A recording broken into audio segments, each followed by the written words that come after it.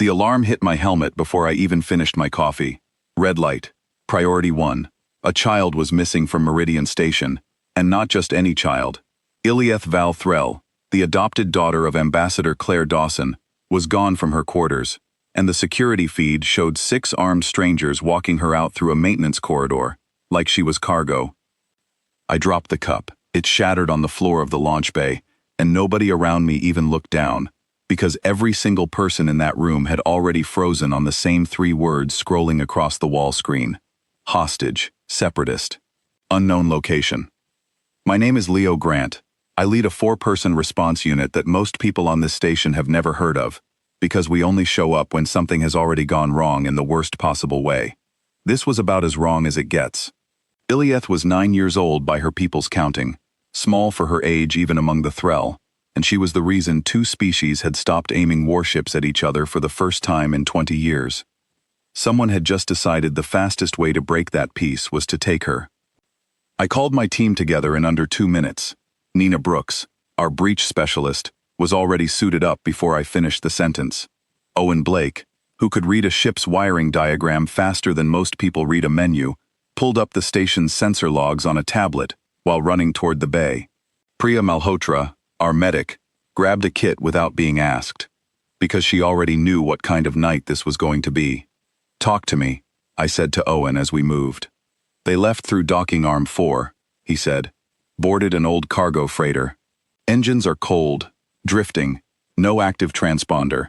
My guess is, they are waiting for the station traffic to clear before they light up the engines and jump. How long do we have? If they are smart, not long, maybe 2 hours before they risk the jump." 2 hours. I did not need anyone to tell me that Threll fleet ships were still 3 days out, delayed by a summit meeting that Ilth's own mother had helped organize. 3 days for backup that was supposed to protect her. 2 hours for us to do something about it right now.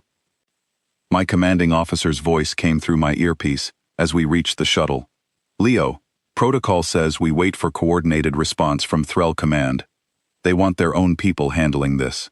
With respect, sir, their own people are 3 days away, and that freighter is not going to wait 3 days." There was a pause on the line, the kind of pause that told me he already agreed with me and just needed to say the rules out loud before he let them go. "Bring her home, Leo." That's the plan. The shuttle ride out to the freighter took 11 minutes that felt like 11 hours. Nina checked her gear twice, not because she needed to, but because her hands needed something to do. Priya sat quietly, running through medical scenarios in her head, the kind of quiet that comes from someone who has done this before and knows worrying out loud does not help anyone.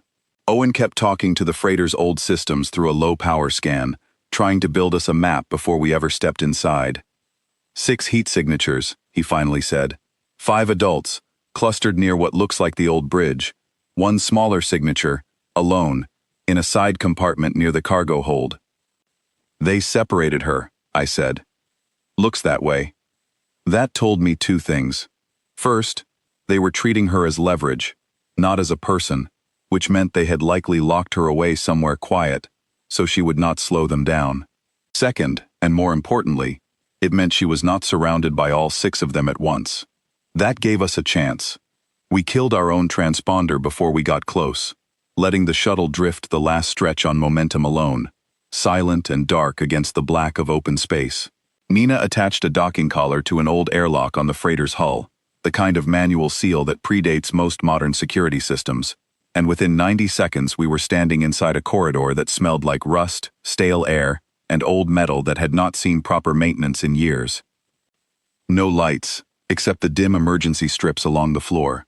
No sound, except the faint hum of a ship barely holding itself together. Owen pointed down the corridor, his tablet glowing low so it would not give away our position. "Cargo hold is that way. Bridge is the opposite direction.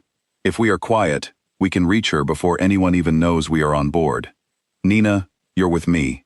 Owen, Priya, hold this junction and watch our backs." We moved fast and low, the way we had trained 100 times before, checking every corner before crossing it. The freighter groaned around us, old metal shifting under its own weight, and every sound made my chest tighten a little more, because any one of those sounds could have been a footstep instead of a hull creak. We found the first two guards near a supply crate close to the cargo hold, arguing quietly about jump coordinates, more focused on their disagreement than on watching the corridor behind them. Nina and I moved together, the way we always do, and within seconds, both of them were secured and unable to raise any alarm. No noise, no unnecessary force, just fast, clean control, the way it is supposed to be done when there is a child somewhere close enough to hear. That is when I heard it. Not screaming, not crying, just fast, shallow breathing, coming from behind a sealed door 2 meters down the corridor. I motioned for Nina to hold position and watch the hall, and I approached the door slowly, my hands empty and visible, because whoever was on the other side of that door had already been through more fear than any 9-year-old should ever face. The door slid open with a tired mechanical groan. Inside, curled into the corner of what looked like an old storage closet, was Ilth. Her skin, usually a soft gray according to the file photos I had studied on the ride over, had gone pale with fear.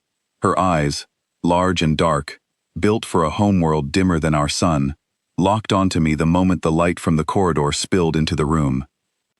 "Humans hurt people," she said, her voice shaking but steady enough to form the words. "That is what they told me." I lowered myself to the floor so I was not standing over her, so I looked smaller, less like a threat and more like a person. "Someone told you something that isn't true," I said quietly. "My name is Leo. Your mother sent me to bring you home. You're lying. I understand why you'd think that, but I'm not going to convince you with words. Watch what I do instead." Down the corridor, I heard Nina's voice crackle softly through my earpiece. Movement near the bridge. 2 guards heading our way. We had maybe 90 seconds before this hallway got loud, and every second we spent here was a second closer to that. I did not reach for her. I did not grab her arm the way instinct might tell someone to do when time is short. I simply held out my hand, palm open, and waited. "I'm going to stand between you and that door," I said, "and I'm going to stay right there until you decide you're ready to move. That's the whole plan, no tricks." She stared at me, and I could see her running through every warning she had ever been given about humans, weighing it against the fact that I was still there, still calm, still waiting. Seconds ticked by. Then, slowly, she reached out, not for my hand exactly, but for the sleeve of my jacket, gripping the fabric like she was not ready to fully trust me yet, but was willing to move anyway. "Move," she whispered. We moved. Nina met us at the junction, already covering the direction the guards were coming from. Owen had the shuttle's return path mapped and ready. Priya fell in step beside Ilth, keeping her voice low and steady, the kind of voice medics use to keep frightened people calm without making promises they cannot control. The 2 guards from the bridge rounded the corner just as we reached the airlock, and for a moment, I thought we might make it out clean. We did not. Shouting broke out behind us, sharp and sudden, followed by the scrape of boots against metal flooring, as they realized their prisoner was no longer where they had left her. "Go," I said to Priya and Ilth. "Straight through, into the shuttle. Do not stop." Nina and I held the junction just long enough for them to clear it, using the tight corridor to our advantage, since only one person could come through at a time. It was over quickly. Neither guard expected 2 trained operatives waiting calmly in the dark, and within moments both were secured just like the first 2, unable to follow, unable to raise any further alarm. We backed into the airlock together, sealing it behind us, and the sound of the freighter's alarm system finally kicked in. A low wailing tone that echoed uselessly against metal we were no longer standing behind. The shuttle ride back to Meridian Station was quiet in a different way than the ride out had been.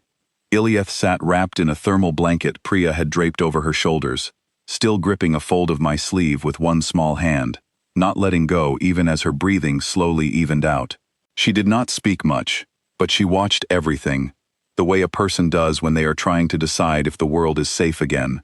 "Your mother has been awake for 6 hours straight," I told her gently, trying to fill the silence with something other than fear. "She hasn't stopped talking to command since the moment she realized you were missing."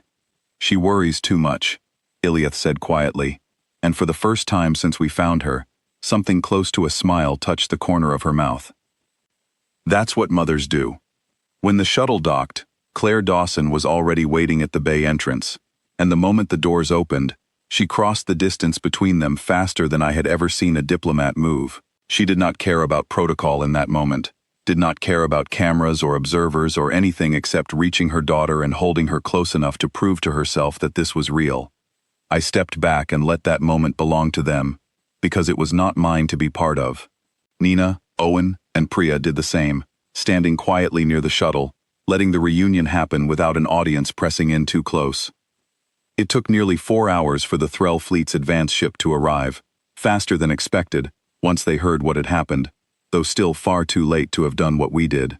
Their lead officer approached me through a translator device, his tone polite but pointed, the kind of politeness that carries a complaint underneath it.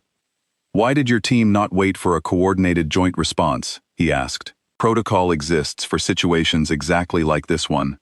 I looked past him, toward where Ilth was sitting on a low bench near her mother, still wrapped in that same blanket, finally looking like a child again, instead of someone bracing for the worst.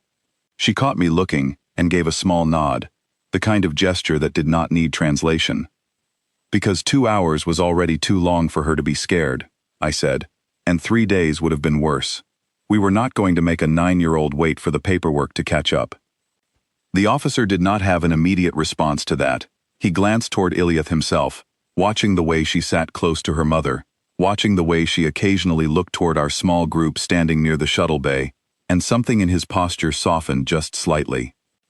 Later that evening, after the reports had been filed and the debriefings had wrapped up, I found myself back near the shuttle bay, checking equipment out of habit more than necessity. Ilth approached quietly, still trailing the blanket like a cape around her shoulders, her mother a few steps behind, giving her space to move on her own. "I wanted to say something," Ilth said, choosing her words carefully, in a language that was not her first one. "I was taught that humans were dangerous, that they only cared about themselves. A lot of people believe things they were taught before they ever get the chance to see something different," I said. "You didn't have to come first. You could have waited for my own people." "I could have," I agreed. But waiting felt like the wrong thing to do when someone needed help right away. She thought about that for a moment, her large dark eyes studying me, with the same careful attention she had shown back in that storage closet. Except now, there was no fear behind it, just curiosity. "Then maybe the stories are not entirely true," she said. "Maybe not all of them," I said. "But I think you'll find that out for yourself, in your own time." She extended one hand toward me, palm up, the same gesture I had offered her back on the freighter, except now it came from her instead. Priya later explained that among the Threll, this small gesture was close to the human custom of a handshake, a sign of trust extended rather than assumed. I took her hand gently, and for a brief moment, neither of us said anything else, because nothing else needed to be said. Claire Dawson caught up to her daughter a moment later, resting a careful hand on her shoulder, and the two of them walked back toward the residential ring together, leaving me standing near the shuttle with Nina, Owen, and Priya, all of us finally allowing ourselves to feel the exhaustion of the last several hours. "You know," Owen said, breaking the silence, "the official report is going to call this a diplomatic incident." "Let them call it whatever they want," Nina said, already heading toward the exit. "She's home. That's the only part of the report that matters." I watched Ilth disappear down the corridor beside her mother, still wrapped in that blanket, still glancing back every few steps, as if she needed to confirm the world outside that storage closet was really as safe as it now seemed. Somewhere out there, in whatever stories she eventually told her own people about humans, I hoped this would be the one that stuck. Not the warnings she grew up hearing, not the fear that had once filled her eyes in that dark little room, but the simple fact that when she needed someone, the people who arrived first were the ones who chose to show up before anyone told them they were allowed to. That, I decided, was worth more than any treaty signed in a conference room. It was proof, small and quiet and real, standing in the shape of a 9-year-old girl walking home beside her mother, no longer afraid of the people who had come to save her.